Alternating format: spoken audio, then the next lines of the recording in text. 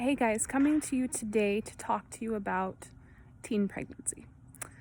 Um, I was a child when I had my son, and I just want you to know, grandparents, parents, teens, young adults, you don't even have to be a teen in your early 20s.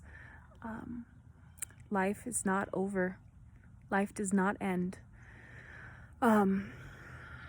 I was 15 when I got pregnant. I got pregnant the summer between my freshman and sophomore year. And I had my son the end of April, my sophomore year. Some of you know that my mom has epilepsy, and anything that changes your routine, anything that changes during your day, offsets your regular schedule when you have epilepsy, will send you into seizures. So I chose at 15 to move in with my boyfriend, and I ended up moving into a year of hell. My boyfriend was not abusive, but his dad was. And I went from a functioning house normalcy, I guess. At that point, it wasn't a great environment either, but I went from one hell to the other side of hell, an extreme hell. During my pregnancy, I gained 90 pounds because I ate my emotions. And it was a very physically and emotionally abusive environment.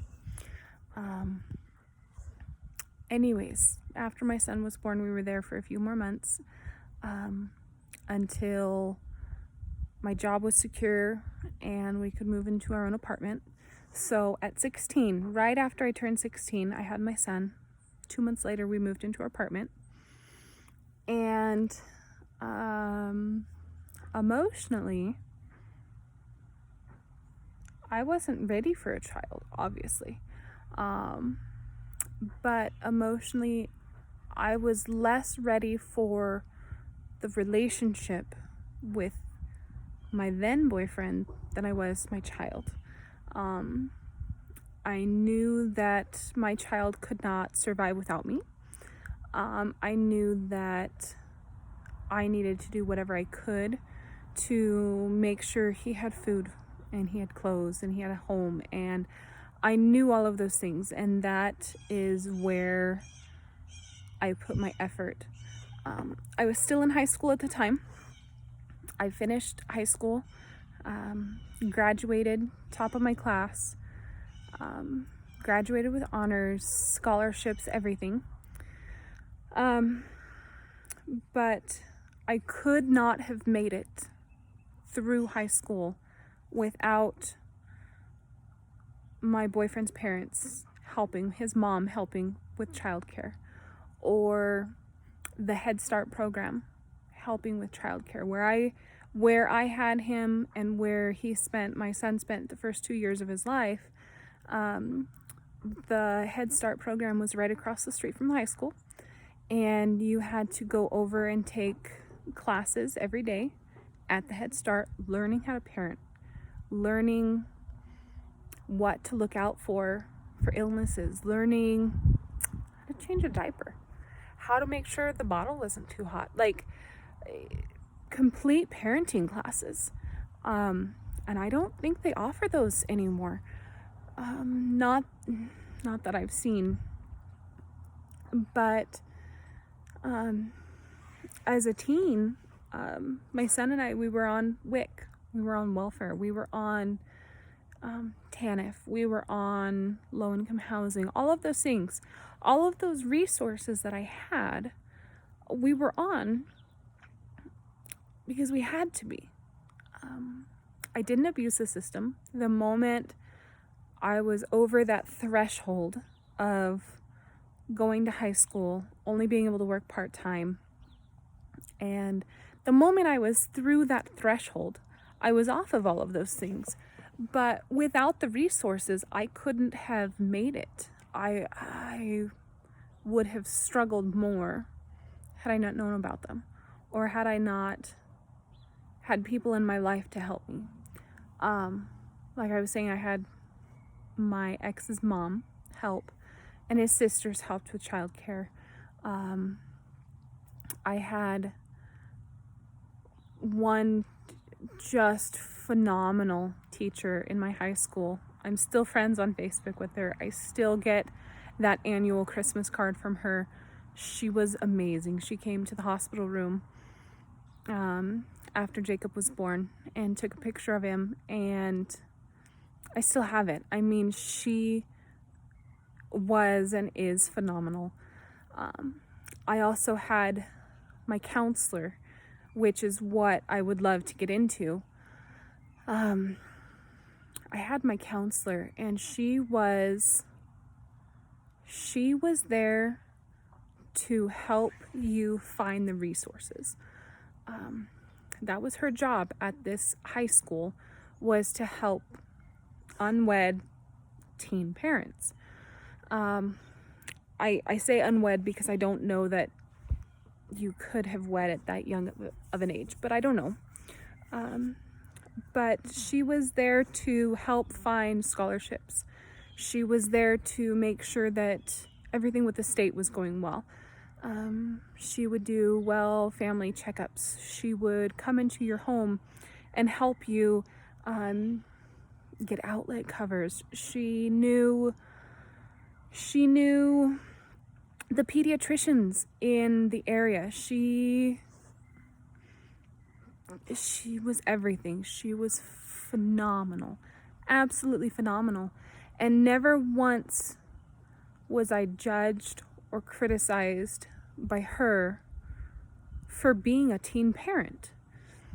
My advice to you, moms and dads and grandparents, if your children come to you and say, hey, I'm pregnant, I don't know what to do, abortion is not the only answer. It really isn't. I know that it's a struggle to have a child in high school. I was there. I worked part-time, went to high school, and had a baby and an apartment all on my own by 16. You can do it. It's not the end of the world. It's the end of your social life for a while. You definitely don't get to grow up like everybody else. But it's not the end of the world. I had a few friends who I thought were friends criticized me very heavily for not aborting my child.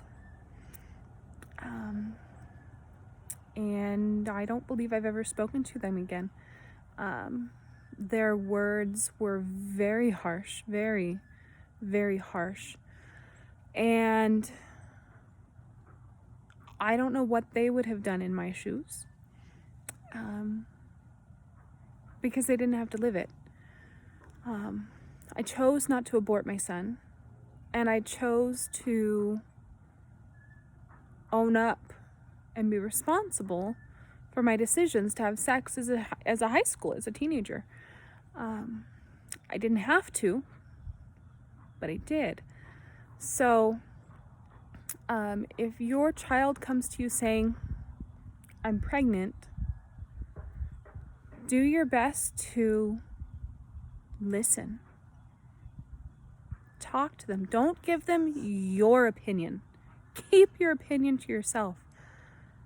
Talk to them and see what their fears are, what they want to do, what you can do to help them.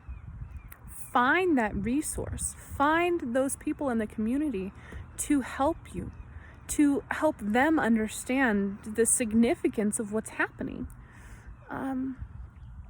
Do your best to honor their wishes. Make sure that your opinion stays your opinion.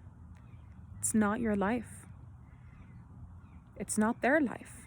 They have to think now of their child and what's going to be best for their child. So, and I'm not saying I agree with abortion or any of those kind of things, but if you're in an abusive relationship, if this was from abuse, if this child is not healthy, abortion may be the best option for you. It wasn't for me. I knew that I played the game.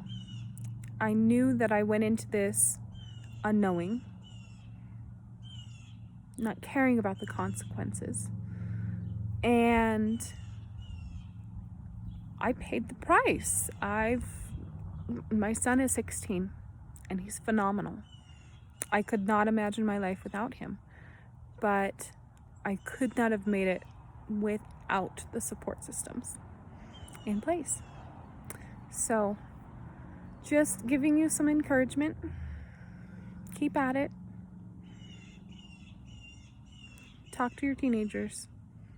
Make sure they know. My son now, every time he walks out the door, and he hears it every day, no sex, no drugs, no drinking. I want him in a better place than I was as a kid. So, I'll be there for them.